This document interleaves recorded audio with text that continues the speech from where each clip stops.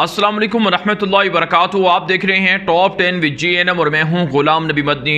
दुनिया भर से आज की 10 बड़ी और इंतहाई अहम खबरें जिन पर आज हम बात कर रहे हैं।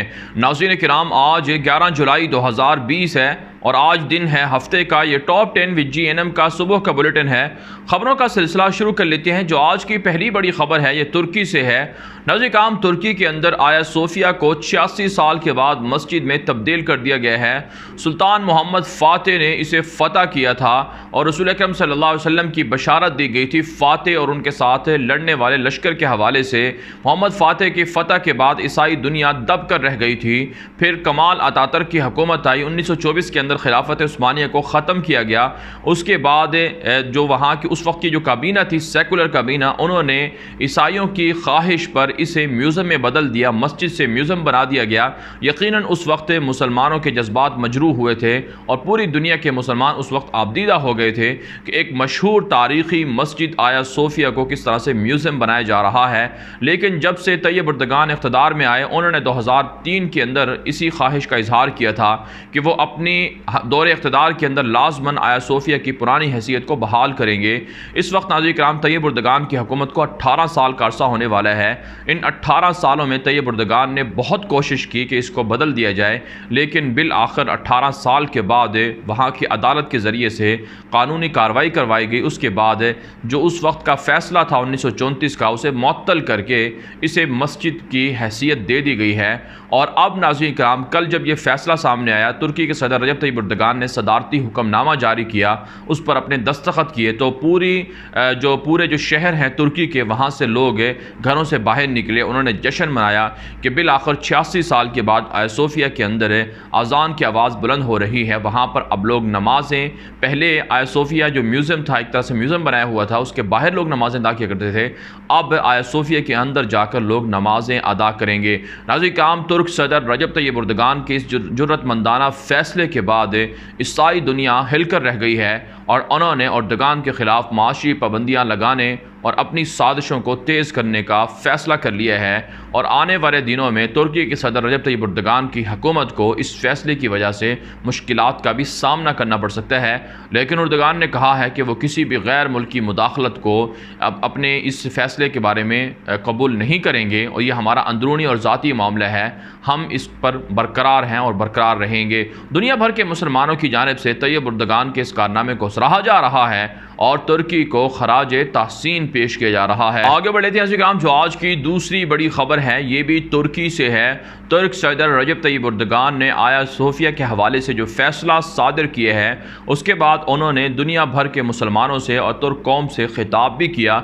इस खिताब के अंदर तय्यब एर्दोगान ने यह कहा कि आज से बैतुल मक़दस और मस्जिद अक़सा की फ़तह का दिन शुरू हो गया है, तहरीक शुरू हो गई है। उन्होंने कहा कि आया सोफिया को मस्जिद बनाने का मतलब है कि अब अगला जो पड़ाव है वह मस्जिद अक़सा की आज़ादी का होगा और इसराइल के यहूदियों से मस्जिद अक़सा और बैतुल मक़दस, अल-कुद्स और इसी तरह से मुसलमानों के जो इलाके हैं वो वापस लिए जाएंगे। उन्होंने कहा कि ये एक पहला कदम है मस्जिद अक़सा की आज़ादी की तरफ आया सोफिया को तब्दील करने का।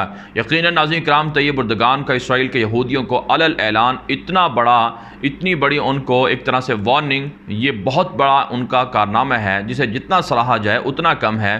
तय्यब एर्दोगान ने अपनी इस खिताब के अंदर ये भी कहा कि अगर कोई बंदा वेटिकन सिटी, जो दुनिया ईसाइयत का मशहूर मुक़द्दस मकाम है, उसको म्यूज़ियम में बदलने का इसरार करे तो क्या ईसाई दुनिया वेटिकन सिटी को म्यूज़ियम बना देंगे? यकीनन नहीं बनाएंगे। उन्होंने कहा बिल्कुल इसी तरह जो मुसलमान हैं वो आया सोफिया उनके नज़दीक वेटिकन सिटी से भी ज़्यादा अहमियत का हामिल है, इसलिए वो इसे म्यूज़ियम के अंदर म्यूज़ियम के तौर पर बरकरार रखने पर किसी भी सूरत राज़ी नहीं हैं और ना वो इसे कबूल करते हैं। इससे नाज़रीन काम आपको समझ लेना चाहिए कि तुर्क सदर रजब तय्यब एर्दोगान के हवाले से जो आज से 1.5-2 साल पहले की जो हमारे तबसरे थे वो आज दुरुस्त साबित हो रहे हैं।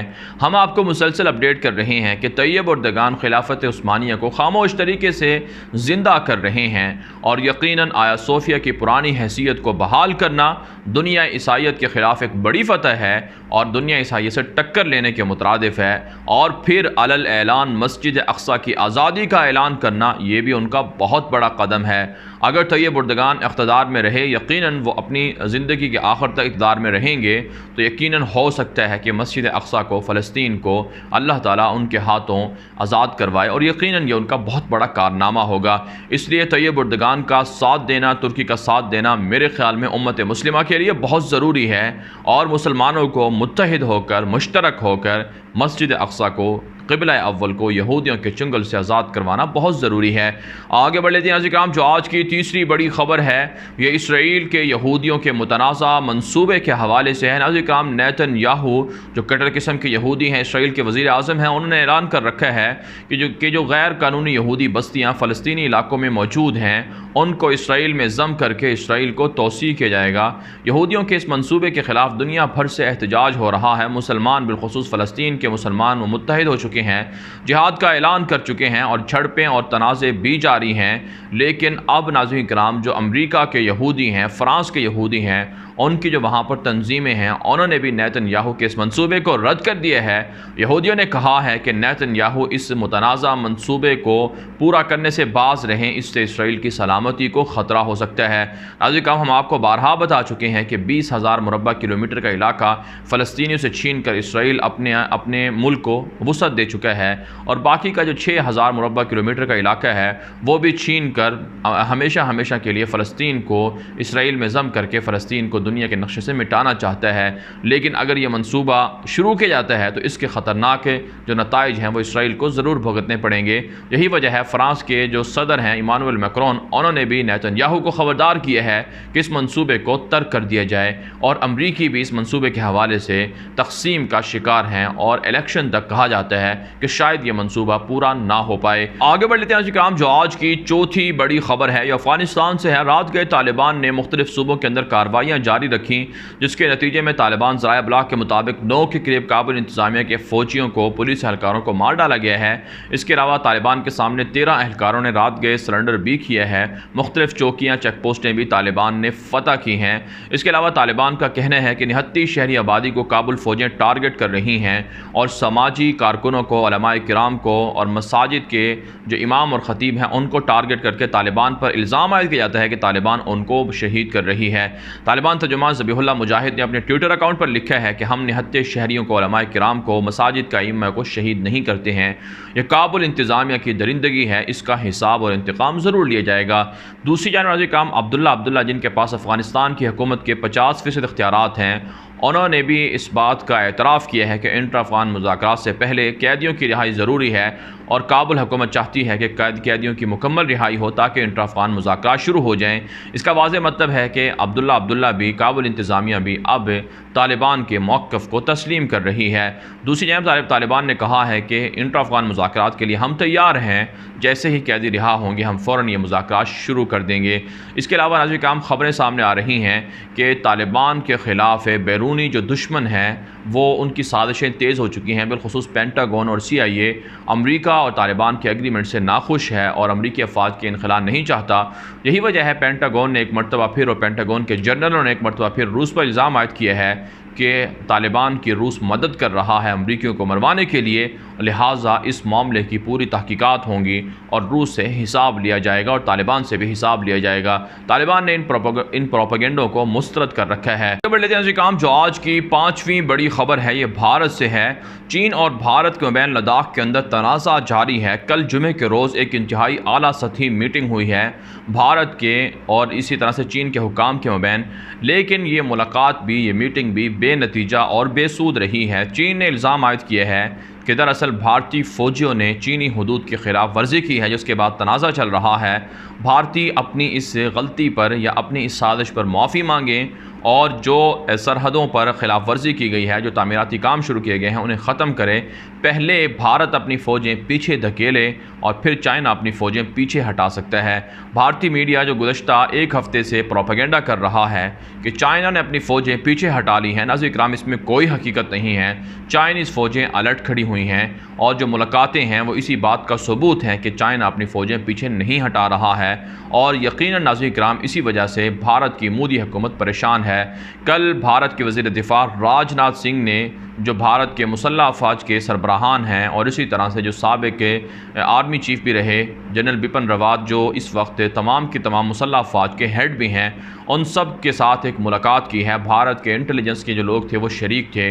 इस मुलाकात में इस बात को तस्लीम किया गया है कि भारत की पोजीशन कमज़ोर है, चाइना एग्रेसिव मूड में है, जारहाना मूड में है और चाइना मुज़ाकरात के ज़रिए से भारत की बात नहीं मान रहा है। लिहाजा राजनाथ सिंह ने फ़ौजियों से मुलाकात में इस बात पर गौर व फिक्र किया है कि अब मुतबादल प्लान क्या शुरू किया जाए, क्या ऑप्शन है हमारे पास कि चाइना को हम पीछे भगा सकें। तो इसमें नाज़रीन किराम भारत की मुसल्लह अफ़वाज के जो सरबराहान हैं उन्होंने भारतीय वज़ीर दिफ़ा राजनाथ सिंह को मशवरा दिया है कि चीन के ख़िलाफ़ कोई भी जंग या कार्रवाई करने से इज्तिनाब बरता जाए, क्योंकि अगर कोई भी कार्रवाई चीन के ख़िलाफ़ की गई तो इसका नुकसान सबसे ज़्यादा भारत को होगा।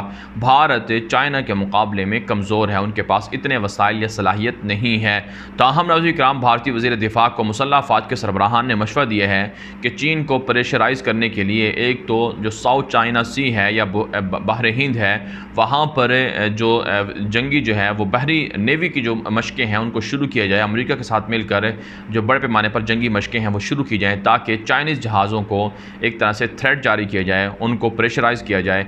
इसके अलावा ये भी कहा गया है कि मुतबादल ऑप्शन के तौर पर जो गिलगित बल्तिस्तान आज़ाद कश्मीर है वहाँ पर हमला कर दिया जाए, ताकि चीन पाकिस्तान के साथ होने के लिए यहाँ से निकले और एक तरह से तवज्जो दुनिया की भी और भारत के अवाम की भी लद्दाख से हट जाए।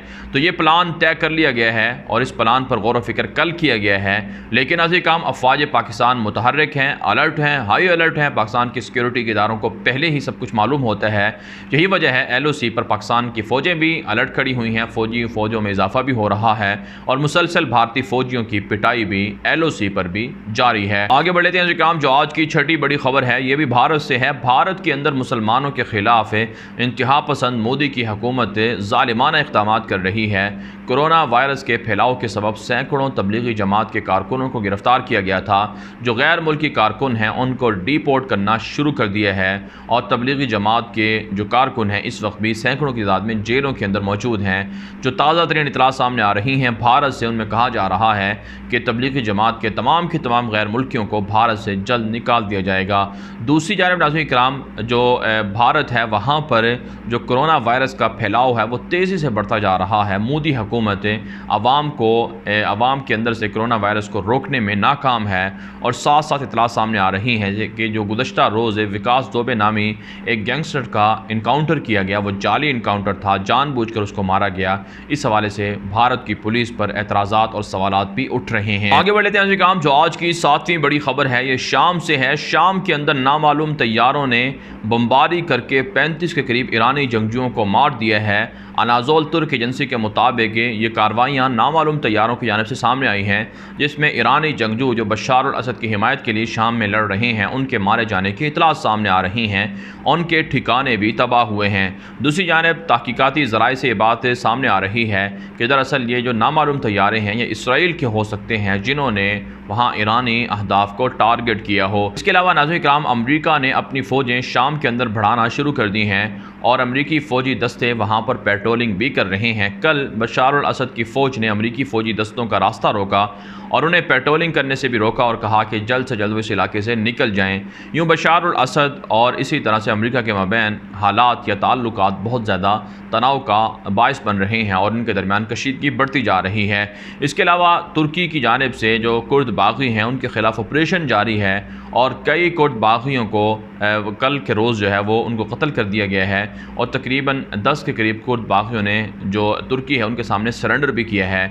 तुर्की का कहना है कि शाम के अंदर निहत्ते मुसलमानों की हिमायत करना, मदद करना उनका बुनियादी फ़रीज़ा है और शामी मुहाजिरीन की वापसी के लिए इक़दामात भी कर रहे हैं। साथ साथ नाज़रीन किराम, तुर्की की जानिब से ये भी कहा गया है कि कुर्द बागियों के खिलाफ ऑपरेशन में उन्हें काफ़ी कामयाबियाँ मिल रही हैं। काम, जो आज की 8वीं बड़ी खबर है ये त्यूनिस से है। इस्लामी मुल्क त्यूनिस के अंदर हालात को ख़राब करने के लिए इसराइल की मुसाद मुत्तहिदा इमारात और अमेरिका और बागी हफ्तर के जंगजू इस वक्त मुतहर्रिक हो चुके हैं और वहाँ पर जो त्यूनिस के मौजूदा सदर हैं हैं कैस सईद, उन्होंने जो गैर मुल्की साजिशी अनासर हैं उनको ख़बरदार किया है कि वो हालात ख़राब करवाने के लिए एक मरतबा फिर खाना जंगी ट्यूनिस के अंदर करवाना चाहते हैं। लीबिया से मुत्तसिला सरहदी इलाके के अंदर एक नौजवान को गोली मार कर शहीद कर दिया गया। उसके बाद वहाँ पर एहतजाजी मुजाहरे शुरू हो चुके हैं।